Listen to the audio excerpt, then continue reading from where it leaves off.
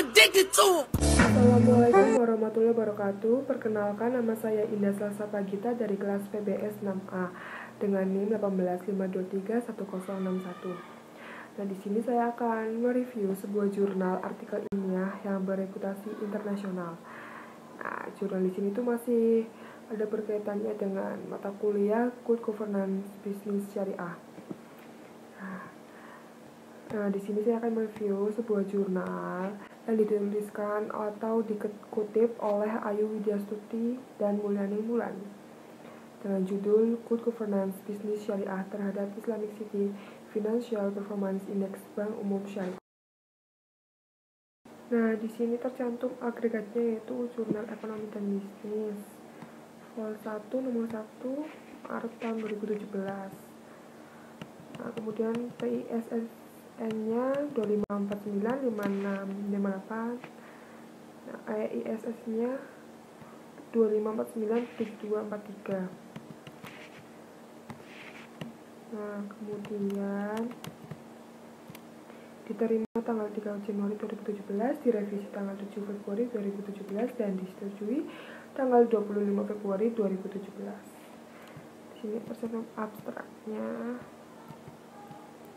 Penelitian ini menjelaskan pengaruh penerapan Good Governance Business Syariah dari kinerja keuangan yang diukur dengan indeks kinerja keuangan Islam.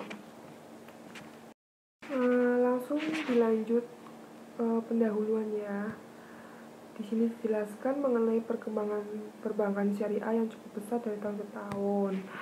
Nah, pada Bank Indonesia atau BI itu menjelaskan bahwa dalam mendorong praktik dan kinerja perbankan syariah yang sehat dan tangguh secara finansial serta senantiasa mengacu kepada prinsip-prinsip syariah serta melindungi kepentingan stakeholder.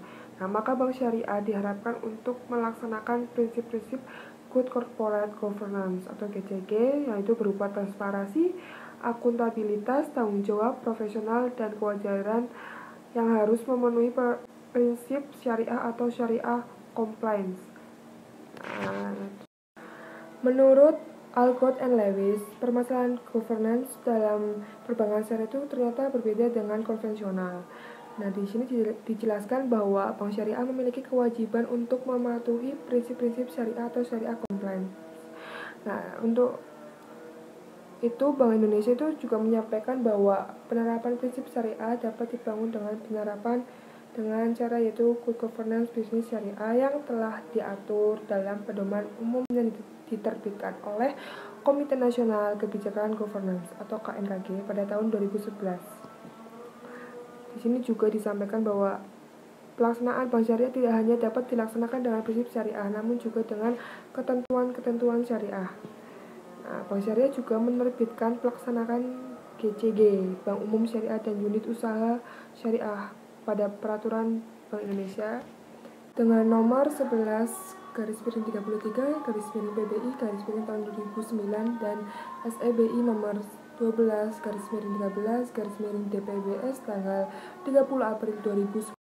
Analisis laporan keuangan bank syariah yaitu dilakukan dengan menggunakan Islamic City Financial Performance Index.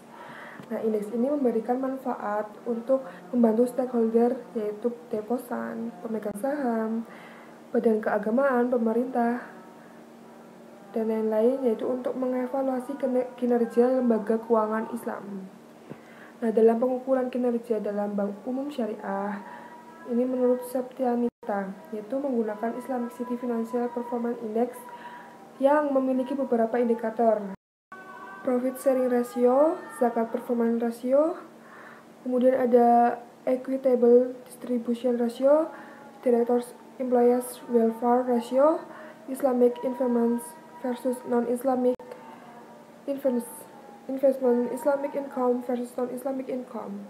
Kemudian ada AAIOIV, Index atau Accounting and Auditing Organization for Islamic Financial Institution. Sedangkan untuk kinerja keuangan diukur dengan indikator ROA dan ROE. Nah, di sini dari hasil penelitian itu menemukan bahwa terdapat pengaruh yang positif antara Good Corporate Governance terhadap kinerja keuangan Bank Umum Syariah. Nah, di sini juga mengacu pada penelitian tentang kinerja keuangan bank syariah yang diukur menggunakan Islamic City Financial Performance Index yang terdiri atas Profit Sharing Ratio, Zakat Performance Ratio, Equitable Distribution Ratio, Directors Employees Welfare Ratio, dan Islamic Income versus Non-Islamic Income.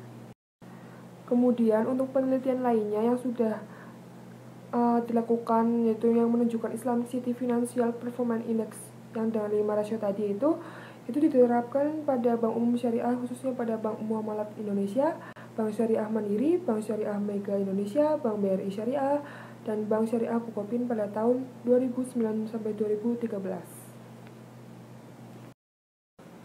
Kemudian pada jurnal yang saya baca ini, yang saya pilih yaitu metode penelitiannya menggunakan penelitian kuantitatif, yaitu sebagai metode penelitian yang berlandaskan pada filsafat positivisme pada populasi atau sampel tertentu. Teknik pengambilan sampel pada umumnya yang dilakukan secara random. Di sini dijelaskan mengenai pengertian profit sharing ratio, yaitu rasio yang membandingkan hasilnya dengan total pembiayaan untuk pembiayaan yang diberikan secara keseluruhan.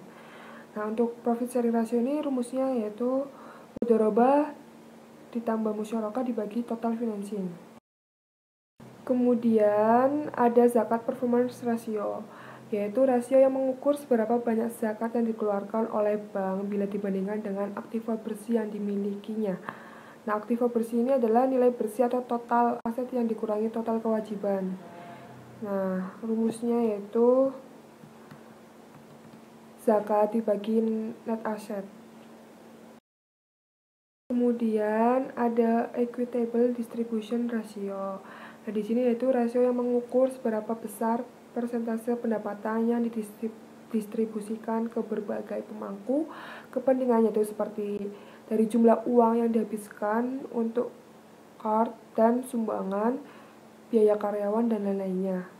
Nah, jika dihitung dengan menilai jumlah distribusinya atau sosial masyarakat, karyawan, investor, dan perusahaannya, itu dapat dibagi dengan total pendapatan yang dimiliki, kemudian dikurangi zakat dan pajak. Nah, rasio ini dapat menentukan rata-rata besarnya distribusi pendapatan ke jumlah stakeholder.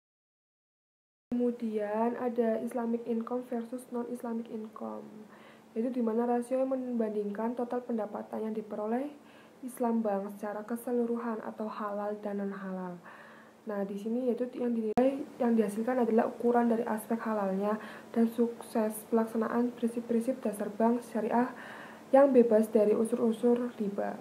Rumusnya Islamic income dibagi Islamic income ditambah non-Islamic income.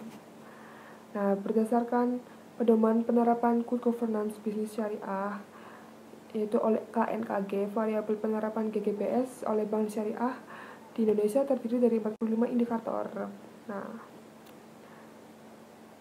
dan pengukuran indeks GGBS dibagi menjadi 4 bagian, yaitu Dewan Komisaris, DPS, Direksi, dan informasi lainnya. Kemudian dari masing-masing bagian yaitu dinilai dengan scoring, yaitu dengan rumus disclosure level, yaitu jumlah skor disclosure yang dipenuhi dibagi jumlah skor maksimumnya. Nah, di sini populasi dan sampel pada jurnal ini yaitu seluruh bank umum syariah yang terdaftar pada BI mulai pada tahun 2011 hingga 2015. Nah, kemudian di sini ada uji asumsi klasik, uji koefisien determinasi, uji ketepatan model atau uji F. Ya, kalau ini seharusnya dibaca langsung ya. Sekian review jurnal dari saya. Apabila ada salah kata, mohon dimaafkan. Wassalamualaikum warahmatullahi wabarakatuh.